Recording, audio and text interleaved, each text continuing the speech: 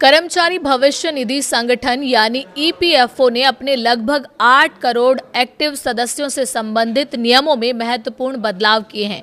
इनमें एक सबसे अहम ये है कि 12% पीएफ अंशदान सिर्फ 15,000 रुपये प्रति माह की वेतन सीमा तक ही अनिवार्य है। इससे ज्यादा अंशदान अब स्वैच्छिक माना जाएगा। इससे कर्मचारियों को ये तय करने के लिए अधिक आजादी मिलेगी कि वो अपनी सैलरी का कितना हिस्सा अपने पीएफ खाते में जमा करना चाहते हैं।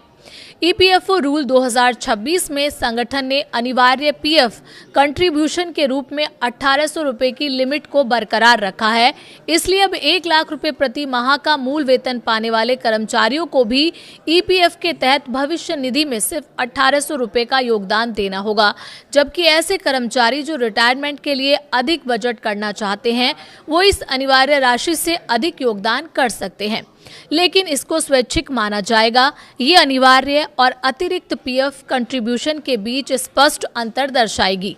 कम या खत्म कर सकेंगे एक्स्ट्रा कंट्रीब्यूशन। बीते कारोबारी दिन बुधवार को नोटिफाई ईपीएफ स्कीम 2026 के प्रावधानों पर नजर डालें तो एक कर्मचारी वैधानिक वेतन सीमा में अधिक वेतन पर स्वैच्छिक आधार पर एक्स्ट्रा पीएफ कंट्रीब्यूशन का ऑप्शन चुन सकता है।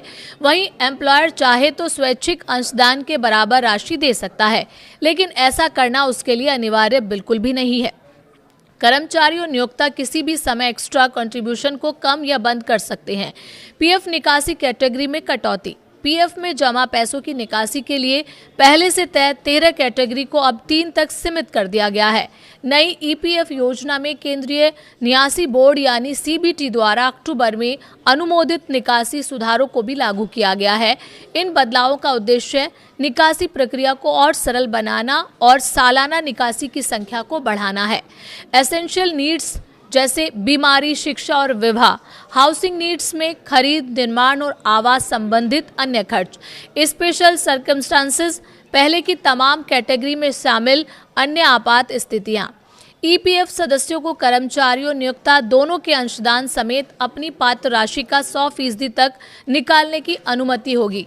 हालांकि उन्हें खातों में कुल योगदान का कम से कम 25% हिस्सा रखना होगा। इसका उद्देश्य रिटायरमेंट फंड का एक हिस्सा सुरक्षित रखना है। बता दें कि ईपीएफओ की सदस्यता से संबंधित नियमों में किसी भी तरह का कोई बदलाव नहीं किया गया है।